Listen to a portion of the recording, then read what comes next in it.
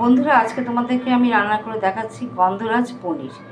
পনিরটাকে আমি হালকা করে ভেজে রেখেছি, একটু লেবুর রস, গন্ধরাজ লেবুর একটু রস করে রেখেছি।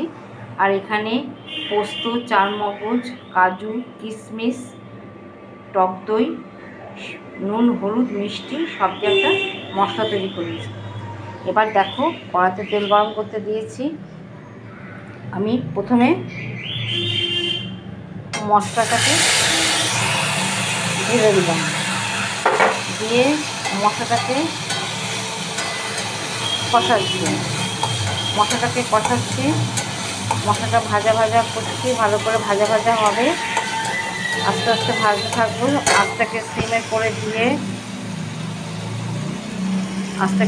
করে দিয়ে কষাতে থাকবো আস্তে আস্তে কষবে। মশলাটা যখন ভালো মতো কষে আসবে, মশলা দেখো আস্তে আস্তে ভালো মতো কষে আসছে, তেল ছেড়ে দিচ্ছে, মশলা থেকে তেল ছেড়ে দেওয়ার পরে আমি পনিরগুলোকে ছেড়ে দিলাম। পনিরগুলো ছেড়ে দিয়ে আমি কাঁচা লঙ্কা দিয়েছি। আমি যেহেতু কোনো শুকনো লঙ্কা গুঁড়ো খাই না, সেই জন্য কাঁচা লঙ্কা দিয়েছি। দিয়ে এইভাবে ভালো করে ভাজতে থাকবো। খুব চটজলদি হয়ে যায়, এটা করতে কোনো ঝামেলা নেই, খুব চটজলদি রান্না এটা, মেনুটা। তার মধ্যে আমি গন্ধরাজ লেবু যে রস করে রেখেছিলাম, সেই লেবুর রসটা ঢেলে দিলাম। দিয়ে এবার আমি ভালো করে কষাচ্ছি। মশলা বাটিটা দিয়ে একটু জল দিয়ে দিলাম।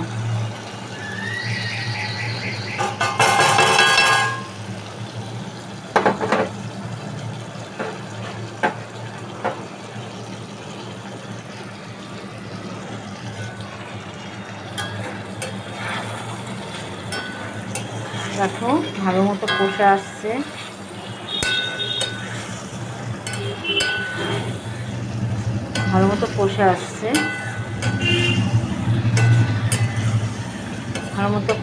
স্লাইড অল্প একটু জল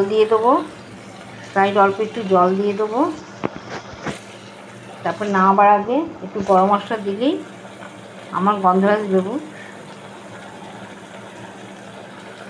দিয়ে রসটা দিয়ে দিয়েছি, বা গন্ধরাজ পনির তৈরি হয়ে যাবে।